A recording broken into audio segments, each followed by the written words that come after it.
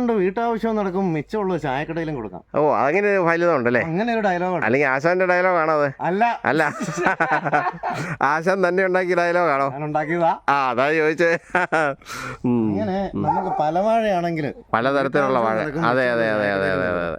എന്തായാലും ഈ കൃഷിത്തോട്ടത്തിലേക്ക് വന്നപ്പോൾ ഒരു സന്തോഷം, മനസ്സിനൊരു കുളിർമ. പ്രിയപ്പെട്ടവരെ, നമ്മളിപ്പോൾ എത്തിയിരിക്കുന്നത് കാവങ്കണ്ടം ജയനാശാൻ്റെ കൃഷിത്തോട്ടത്തിലാണ്. അദ്ദേഹം നല്ലൊരു കർഷകനാണ്. അപ്പം നമുക്ക് ജയനാശാനോട് ഇവിടുത്തെ കൃഷി രീതികളൊക്കെ ഒന്ന് ചോദിക്കാം. കഴിഞ്ഞ തവണ ഇവിടെ വന്നപ്പോഴേ ഇതെല്ലാം മരുഭൂമി വരെ അവിടെ കിടന്നിരുന്ന. അതെ, ആ മരുഭൂമി പോലെ കിടന്ന സ്ഥലത്ത് 400 ഇന്റർസി മംഗള കമുകൾ നട്ടു വെച്ചു. കണ്ടോ, എല്ലാം കാര്യമായി നോക്കുന്നതിൻ്റെയാണ്. നല്ല കരുത്താർന്ന് വന്നു. ഒരു വർഷം കൊണ്ട് ഇതുകൊണ്ടോ എല്ലാം കരുത്തോടെ കൂടി കയറുന്നുണ്ട്. 4 കമുകിന്റെ നടുക്ക് ഒരു വാഴ വെച്ച് നട്ടു. എന്തെന്ന് ചോദിച്ചാൽ കമുകിന് തണൽ വേണം, അതോടൊപ്പം നമുക്ക് വാഴക്കൊലയും കിട്ടും. അങ്ങനെ 2 ഗുണമാണ്. വിവിധ തരം വാഴകളാണ് നട്ടേക്കുന്നത്. അതായത് ഒരു വാഴ തന്നെയല്ല. നമ്മുടെ ഏറ്റവും ഇഷ്ടപ്പെട്ട വാഴ എന്ന് പറയുന്നത് നമുക്ക് ചുണ്ടില്ലാനാണ്. ചുണ്ടില്ലാക്കണ്ണൻ. ഇത് ചുണ്ടില്ലാക്കണ്ണൻ.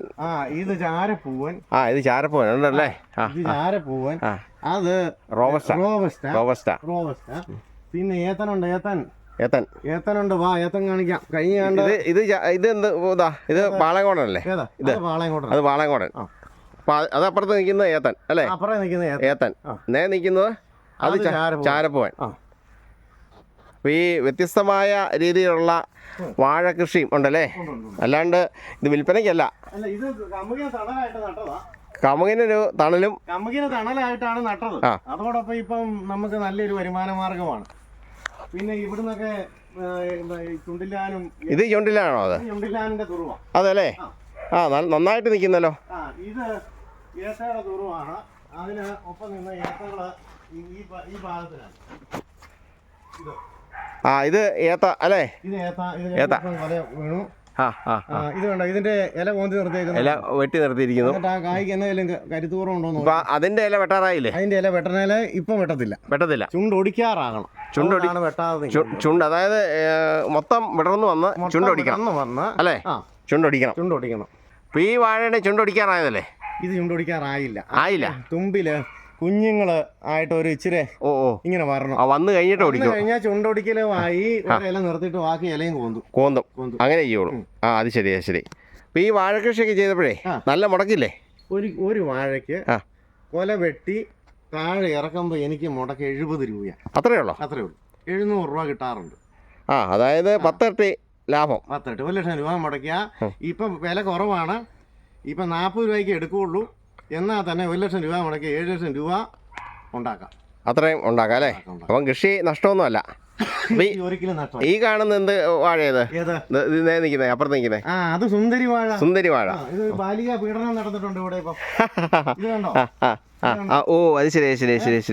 അങ്ങനെ ഇടയ്ക്ക് ഇവരുടെ തുറുവിൽ നടക്കുന്നുണ്ട്. അതെല്ലേ? അത് ഞാൻ കാണിച്ചു തരാം. ബാലിക പീഡനം, ശൈശവ വിവാഹം ഒക്കെ നടക്കുന്നുണ്ട്.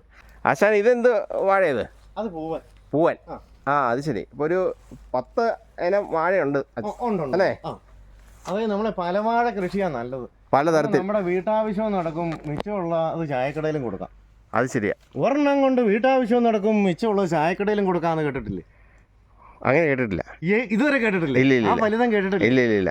അതൊന്നാണ് പറഞ്ഞേ. ഒരെണ്ണം കൊണ്ട് വീട്ടാവശ്യം നടക്കും, മിച്ചമുള്ളത് ചായക്കടയിലും കൊടുക്കാം. അങ്ങനെ ഒരു ഫലിതം ഉണ്ടല്ലേ? അങ്ങനെ ഒരു ഡയലോഗ്. അല്ലെങ്കിൽ ആശാന്റെ ഡയലോഗാണോ അത്? അല്ല, ആശാൻ തന്നെ ഉണ്ടാക്കിയ ഡയലോഗാണോ? ഉണ്ടാക്കിയതാ. അതാ ചോദിച്ചേ. ഇങ്ങനെ നമുക്ക് പല വാഴയാണെങ്കിൽ പലതരത്തിലുള്ള വാഴ. അതെ. എന്തായാലും ഈ കൃഷിത്തോട്ടത്തിലേക്ക് വന്നപ്പോൾ ഒരു സന്തോഷം, മനസ്സിനൊരു കുളിർമ.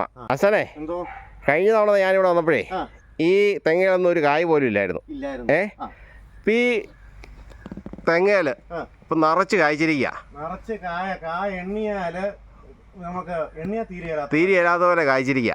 എന്താ അതിന്റെ രഹസ്യം? ഇതിന്റെ രഹസ്യം എന്നോട് സാറ് പറഞ്ഞില്ലായിരുന്നോ?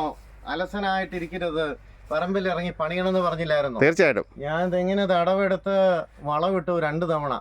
18 ഇട്ടു. രാസവളവും അതെങ്ങനെ ഇടുന്നു? മൊത്തം രാസവളമാ. എന്നാൽ ഈ ചെറിയൊരു തെങ്ങ അല്ലേ? ചെറിയൊരു തെങ്ങയിലെ കായ സൂപ്പർ അല്ലേ? ഇത് ആശാൻ തന്നെയാണോ തേങ്ങ പറിക്കുന്നേ? തേങ്ങയോ? ഇടുന്നേ? അത് എനിക്ക് തോന്നിയാ ഞാനങ്ങ് ഇടും. കരിക്കൊക്കെ ഇട്ട് കുടിക്കാറുണ്ടോ? സ്ഥിരം കുടിക്കുന്ന വീട്ടാവശ്യമുള്ള തേങ്ങയും തന്നെ ഇടുന്നു. മൊത്തത്തോടെ കച്ചവടം ചെയ്യുന്ന സമയത്ത് അവരെ അവരെ കൊണ്ട് ഇടിക്കും. നമുക്ക് ആവശ്യമുണ്ടെങ്കിൽ കയറും, ഇടും, തേങ്ങ ഇടും. വ്യായാമം മനുഷ്യ ജീവിതത്തിൽ അത്യാവശ്യം. അതെ അതെ അതെ അതെ. എന്നാൽ ആശാനൊരു സുന്ദരക്കുട്ടപ്പനായി.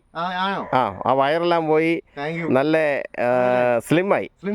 അതെല്ലാരും പറയുന്നുണ്ട് അല്ലേ? പണിയുന്നതിന്റെ കൃഷിക്കാരനായി. മറ്റേ നമ്മള് ചുമ്മാ ഇരിക്കലായിരുന്നു, ചുമ്മാ തീനും കൂടിയായിരുന്നു. അതെ അതെ അതെ. ഇപ്പൊ നമ്മള് പറമ്പിൽ ഇറങ്ങി പണിയുന്നതിന്റെ ആണ്. അല്ല, അത് നമ്മുടെ ശരീരത്തിലും നമ്മുടെ ഈ സ്ഥലത്തും കാണാറുണ്ട് അല്ലേ? എന്നൊരു ഭംഗിയായി ഈ സ്ഥലത്തേക്ക് കയറി വന്നു കഴിയുമ്പോൾ വളരെ മനസ്സിന് കുളിർമ തോന്നുന്നുണ്ട്. പിന്നെ ആശാൻ എന്നെ വിളിച്ചപ്പം ഇത്രയും ഞാൻ പ്രതീക്ഷിച്ചില്ല. ആശാനൊരു കുഴിമടിയനാന്നാ ഞാൻ ഓർത്തിരുന്നത്. കുഴിമടിയനൊന്നുമല്ല, കൃഷിക്കാര്യത്തിൽ കഴിഞ്ഞ് ഉമ്മായിരിക്കുമ്പോ കുഴിമടിയനാ. എന്നാലും ഇത്രയൊക്കെ ചെയ്തല്ലോ, സമ്മതിച്ചോ? സുമിന്നെ ഇതെല്ലാം എന്നാ ഭംഗിയാ ഇതിനകത്ത്. ഇതുപോലെ ആരാ കൃഷി ചെയ്യുന്നത്? അതിനാൽ ഇതുപോലെ ഈ എന്നാ കമുങ്ങ് വെച്ചിരിക്കുന്നു.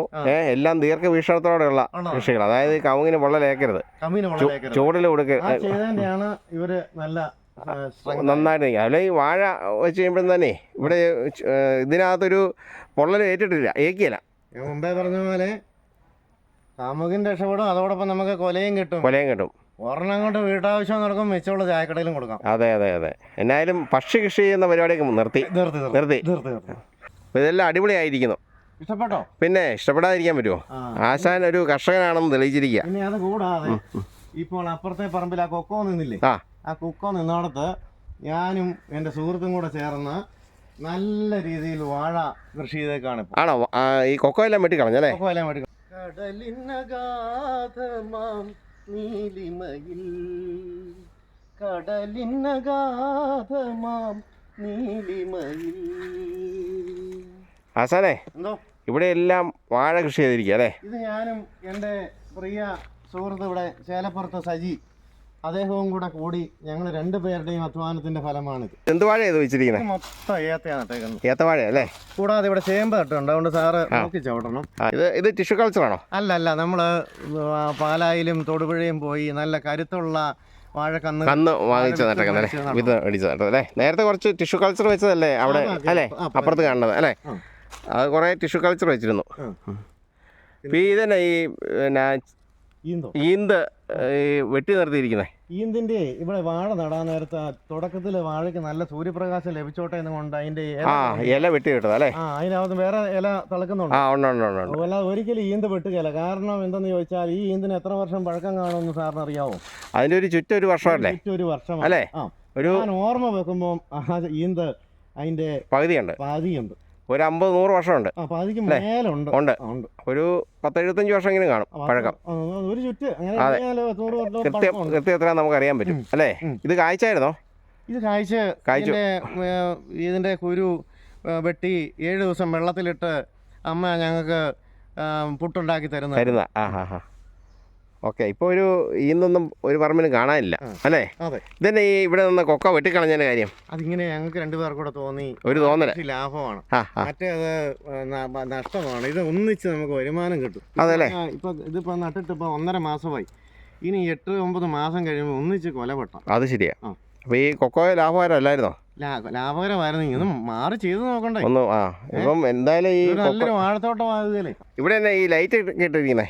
ഈ ലൈറ്റ് ഇട്ടേക്കുന്നതിൻ്റെ ഉദ്ദേശം 2 ഉദ്ദേശമാണ്. ഒന്ന്, രാത്രിയിൽ പട്ടി കുരച്ചാൽ അവിടെ ഒരു സ്വിച്ച് ഇട്ടാൽ മതി, ഈ പറമ്പ് മുഴുവനും പ്രകാശമാകും.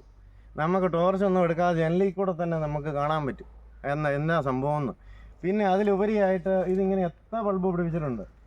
ഈ വാഴയ്ക്കകത്ത് ചിലപ്പോൾ സന്ധ്യ ആകുമ്പോഴായിരിക്കും വളവിടാൻ ഞാൻ ഇറങ്ങുന്നതും നനയ്ക്കാൻ ഇറങ്ങുന്നതും ഒക്കെ. രാത്രി സമയങ്ങളിൽ.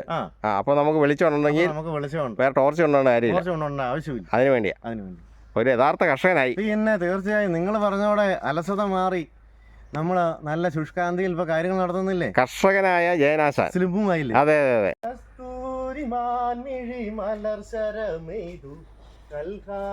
പുഷ്പങ്ങൾ പൂമഴ പെയ്തു, കസ്തൂരിമാൻ മിഴി മലർ ശരമെയ്തു, കൽഹാര പുഷ്പങ്ങൾ. പ്രിയപ്പെട്ട കാവുങ്കണ്ടം ജയനാശാന് ഇരട്ടക്കൊമ്പന്റെ ജന്മദിന ആശംസകൾ.